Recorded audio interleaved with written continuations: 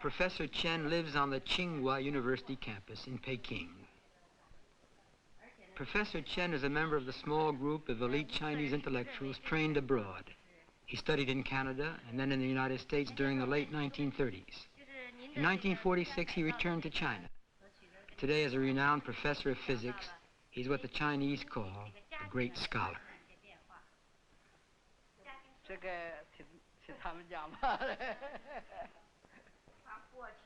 In the old days, a pen, a piece of paper, and a book were his entire life. He wasn't interested in anything else. When Papa used to come home, he didn't look at anything except his books. In those days, I believe the American and Soviet educational systems should be our models. So I thought the best thing for our university was to imitate the most famous American and Russian universities. The main characteristic of these universities is that the professors have all the power. As a science professor, I held that since sciences were taught one way in both the US and Russia, we had to do things the same way here. In the past, I treated knowledge like merchandise to be sold to students, and I sold a lot of it. I did all the talking in my classes. I talked, but no one got much out of it. Although I only taught science courses, even my scientific explanations were biased by my worldview. For example, I always placed the most emphasis on theory. I insisted upon theory because I thought concrete applications were not very important. And since I didn't stress the practical side of things, my students looked down on the real world. I told them, just learn what I'm teaching you, and I guarantee you your theses will be good. Their only goal was to write a thesis. But the people, because of Mao Zedong, studying Mao Zedong's thought had raised their consciousness. So they thought I was really difficult to deal with. And the whole university called me the hopeless case. Not to my face, of course, but behind my back they all said it. So I spent about 20 years like that at the university. In a Western university, my situation might seem normal. But here, in a socialist society, people's consciousness is so high that my behavior was unacceptable. That's why, in the Cultural Revolution, there was a real explosion against me. From the first day, the walls outside were covered with political posters. As soon as I opened the door, that's all I saw. They criticized what I'd said to a given student on such and such a day in such and such a class. These disagreements were inevitable. Then the Red Guards came to the house, saying, "We'd like to see if you have any reactionary books." They saw that I did have many books, including foreign books, scientific books, and books on mathematics. They didn't think these books were reactionary, but they asked me, in what way do these books contribute to the economic and scientific development of our country? And since clearly they didn't contribute to it directly, the Red Guards said that they weren't really necessary, although for me they were all treasures. So we had different ideas on this, but they were nice about it. They didn't insist at all that my books were useless and should be thrown away. They just asked me to think about it, about how many of these books met the needs of the working class. I thought about this question a lot. It made a profound impact on me. We agreed completely with the Red Guards. They pushed him to change his thinking. At the time, the far left implied that intellectuals like myself would have to leave the university, would be kicked out to go to work in the countryside. I told myself, I'm almost 60 years old, too old for that.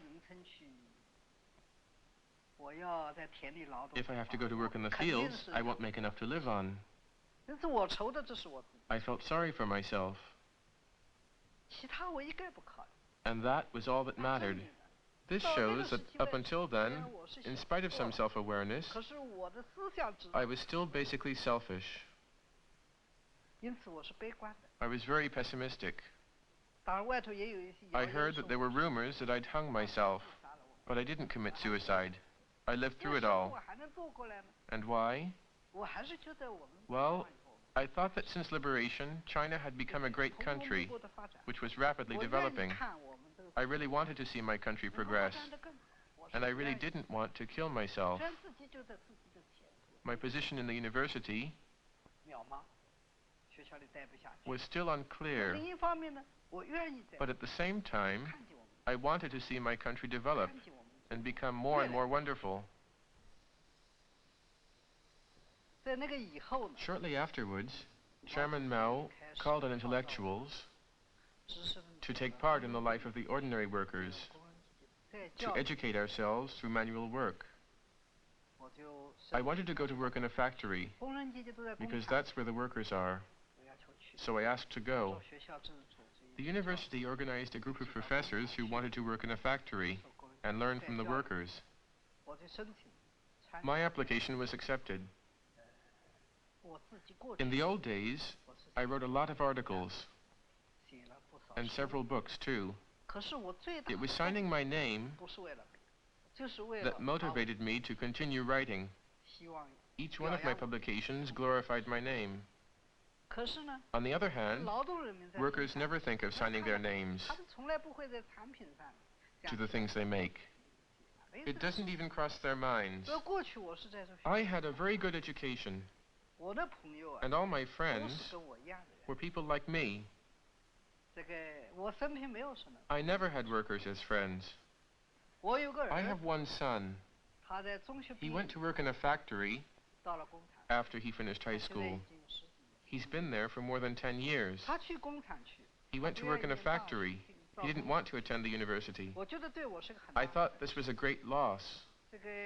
For me, it was inconceivable that my son would never go to college and would be a worker instead.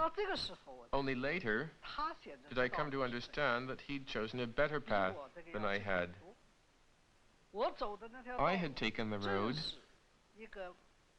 of an elite intellectual, but my son had chosen the road of the working class. He's with the workers, though he's from an intellectual background. Even after he'd become a worker, I kept trying to convince him to go to college, but he didn't have the least desire to do so. For a long time, our relationship was strained. But then, I changed, and I finally gave my son the respect he deserves. There used to be great differences in our thinking. For example, my husband was angry with our son for having discontinued his studies. But the girls and I supported him. My scientific theories were highly respected. I ignored all other ideas. I was very arrogant. But it was at the factory that I realized that all my theories didn't amount to much. I saw there were things that I didn't know, because I'd never learned them. But that's when I discovered that I didn't even know things in my own field, things I'd studied and taught my students. Well, I hadn't even learned these things very well. For example, one day at the factory, I went on my own to get a piece of steel, a high carbon steel, a type that contains a high percentage of carbon, which makes a very strong steel. I'd never gone by myself to get the metal.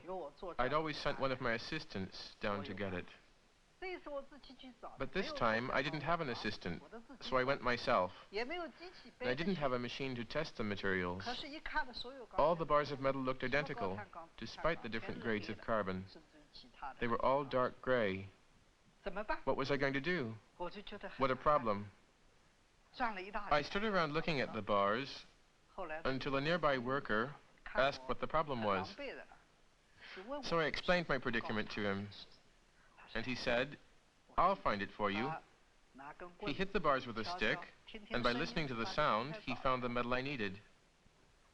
I was very embarrassed. He said, "Don't be embarrassed. What just happened is an example of the split between theory and practice. You've had this problem without ever realizing it. We knew you had it, and today you've learned it for yourself. It's not all that bad. The Cultural Revolution has set intellectuals like me free. I'm no longer imprisoned by my books. I didn't throw them out, of course. Look for yourselves. They're all still here. And I think my work has improved. That's why I say I'm liberated. It's just one change in my transformation. I've also gotten away from the narrow pursuits of fame and self-interest.